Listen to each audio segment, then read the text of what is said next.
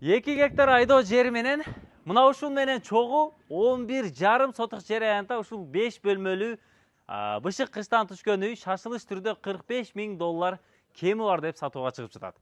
Дыйканчылыкка, багбанчылыкка, мал чарбачылыкка бүт бардык шарты бар. Агын суусу дагы өзүндө, суу свети дагы кирген. Ушул 5 бөлмөлүү бышык кыштан салынган барашный тип деп коебу, же болбосо полдома шашылыш түрдө сатылат. Бул дарек Ысык Ата районунда Питомник айылында жайгашкан Андропова көчөсү 6-дарек болуп калат. Мына көчөлөр асфальт басылган, мектеп балдар бакчасы бар, маршруттук транспорт түздөн түз Аламүдүн базардын өзүнө алып барат. Бул дарекке келем десеңиздер, сиздер Кант шаары менен Токмок шаарынын ортосунда Ивановка айылы жайгашкан, чоң трассанын боюнан. Ошонун центринен эле өйдө тоону көздөй асфальт менен жүрүп келесиздер. Поезд жол келет.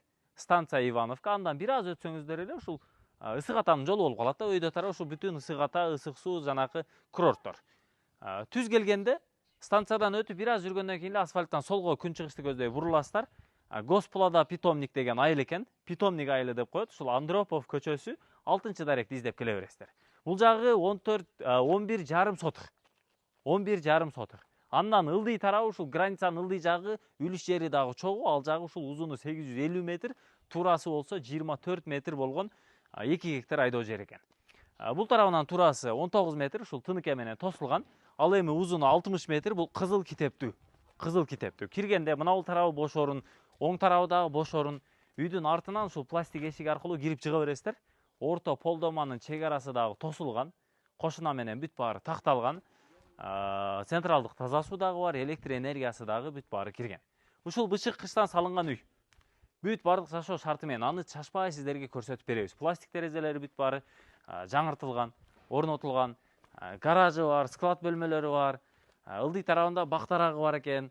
Учурда бул жерде квартиранттар жашайт, теплица кылып карайт экен. Те ылдый жагы ушул 2 гектарга кызылча, жүгөрү айдап, ал жерде дагы дыйканчылыкты кылат экен. Кошуна бул жакта жанагы бүтүн сүттүү уйларды кармайт экен да, асыл тукум сүттүү уйларды кармайт экен. Жанагы 40 литр күнүнө сүт бере турган бар го. Ошондойлорду кармайт экен. Гаражы, склад, андан ары дагы бир склад бөлмөсү. Бул тарабы тапчан. Үйдүн алты тарабынан мындай көрүнүшүн көрүп койсоңуздар болот. Бышык кыштан салынган. Жалпы 5 бөлмөлүү душ, ванна, ажатканасы дагы бүт бар ичинде. Кана жүрүңүздөр. Баасын уктуңуздар, 45 000 доллар бир аз түшүп берем дейт. Оң тарабы кухня. Кухня бөлмөсү, эми өзүңүздөр алып бир аз актап, сырдап иреттеп аласыздар. Андан кийин мына бул жагы дагы бир бөлмө. Полдору ОСБ каражатынан килемдери төшөлгөн, отопление батареялары бүт бардыгы бар, жылытуу системасы көмүр менен жылытылат. Мына бул тарабында ушул топкасы көмүр менен жылытылат. Андан бери келе турган болсок, мына арт тарабынан запасной ход жанагы биз көрсөткөн, оң тарапта дагы бир зал бөлмөсү жайгашкан. Мынакей чугунный отопление батареялары коюлган, полдору жыгачтан, жарыктандыруу бүт баары кирген. Так, андан бери келиңиздер.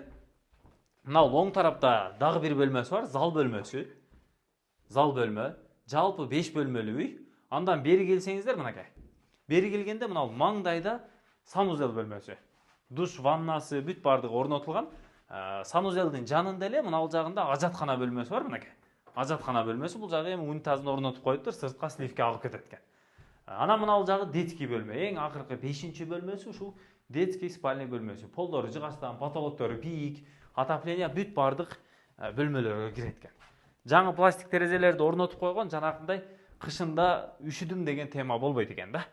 Аны эми өзүңүздөр ээси менен байланышып сүйлөшүп көрөсүздөр. Шытыр келип эле көчүп кирип жашаганга шарты бар экен да, кыскасы. 45 000 доллар бир аз түшүп берем дейт. Бул тарабы кызыл китебинде жер аянты 11,5 сотук. Анан мына бул тарабы мына склад. Бул жагында бир катар көрүп койсоңуздар болот, склад бөлмөсү. Учурда эми ашыкча ушул буюм тайымдардын баардыгы ушул жакта сакталат. Так, андан бери мына жагы гараж. Бул гараждардын баардыгы ушул бышык кыш менен эле салыныптыр да, бул эми союз таркай турган моментте салынган окшойт. Баягы стеналары ошол бойдон турат да, эми сапаттуу салыныптыр. Центральный таза суунун кранты, крайниги чыгып турат. Бул тарабы навестин асты, эми сеновал деп койсок болот. Кой караган деле экен мурда. Андан бери чыкканда мына бул тарабы ушул огород да. Огороддон дагы таза суу чыккан бул жагынан. Центральный таза суу бар, агын суу дагы келет. Өзү негизи бүтүн дыйканчылыкка, айдоо жерлерге, поляга, багбанчылык, мал чарбачылыкка көп дыйкандар ушул ысык ата тарапка көбүрөөк качат да. Анткени бул жакта суу кенен экен да. Жерлери семиз, дыйканчылык кылсаң деле, багбанчылык кылсаң деле, мал чарбачылык кылсаң деле, кыскасы табияттан болгон поддержка жакшы эле болот экен да. Мына жагын трактор менен айдатыптыр. Бул жагында мынандай не деп коет? Парник дагы жасап коюптур. Квартиранттар карап жашайт экен да. Өздөрү. Мына кошуна, бул жагы кошуна орустардык экен. Мындай акбаш, алабаш болгон асыл тукум уйларды кармап, бүтүн сүттүү уйлар экен да. Эмчеги килтейген. Эмчеги менин башымдан бир 5 келет окшойт. 40 литр сүт алат дейт квартиранттын айтымы боюнча. Мен дагы ушундай уй киргизип алсамбы деген ой болуп атат дейт. Мындай уйларды карайт экен. Бул таза ушул мал чарбачылыкка өтүптүр да. Анан бул жердин жашоочуларына караңыздар. Үлүш жерлери ушул үйүнүн эле маңдайынан берилиптир. Ушул узундугу 850-900 метр, туурасы 24 метрлик 2 гектар айдоо жери. Мына трактор менен айдалган. Быйылкы сезондо буюрса бул жерге ушул кызылча, андан сырткары жүгөрү айдайт экен да. Өйдө тарабы арык. Ушул жерден агын суу келе берет экен. Жанагы сугарган мезгил келгенде өйдө тарабы каналдан эле шарылдатып буруп келет экен сууну. Зыңкылдатып айдайт экен да бул жагына. Суу кенен. Батыш тарабы чек-арасы мына бул арыктан болуп калат экен бул тарабы. Бул тарабы ушул арыкка чейин чек-арасы. Мына жерден арык өтүптүр. Түзүнөн ылдыйга. Бул жагынан арык. Анан күнчыгыш тарабы чек-арасы мына бул тетиги заборго чейин. Бул тарап кошунанын дагы бир башын иштеген карасаңыздар, туугандар, бүтүн сетка менен тосуп, бул жак кошунаныкы дагы бир өзүнчө 4 гектардай чыгат окшойт. Чоңураак экен да жери.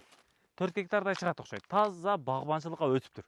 Бактарактарды отургузган, бактарактар гүлдөгөнү гүлдөп, бүр ачканы бүр ачып, кыскасы көктөптүр да. Сетканы дагы өтө сонун кылыптыр. Мынандай азбиз турбалар менен стойкаларды отургузуп, кыскасы расходту жакшы эле кылыптыр да. Эми буюрса муну актатып алса керек уже. Мына бактаракты келтирип коюптур. Ушундай кылып эми алсаңыздар, өзүңүздөр баягы колуңуздардын гүлүнө жараша, өнөрүңүздөргө жараша жасап кое бересиздер. Дрон кадрларында алып көрсөттүк. Көчөлөр асфальт, Госплада питомник деген айылда Андропова көчөсү 6-даректе. Өйдө тарабы ысык ата курорттор жакын, ылдый тарабы түз эле ушу Ивановка айылына 7,5 километр түшүп барасыздар. Асфальт жол менен. Үйгө чейин асфальт да, Бишкектен үйгө чейин. Бул тарабы Токмок шаары жакын, бул тарабы Кант шаары. Кант шаары менен Токмок шаарынын ортосундагы эле Ивановка айылынын центринен өйдөгө асфальт менен чыгып келет экенсиздер. Салып сүйлөшөсүздөр, баасы $45,000. Бул тарабы Көк Китеп 2 гектар, 11,5 сотук жер аянты Кызыл Китепте. Техпаспорту дагы бар, суу свети бар, маршруттук транспорт, мектеп, балдар бакчасы дагы ушул айылдын өзүндө бар экен. Ассаламу алейкум.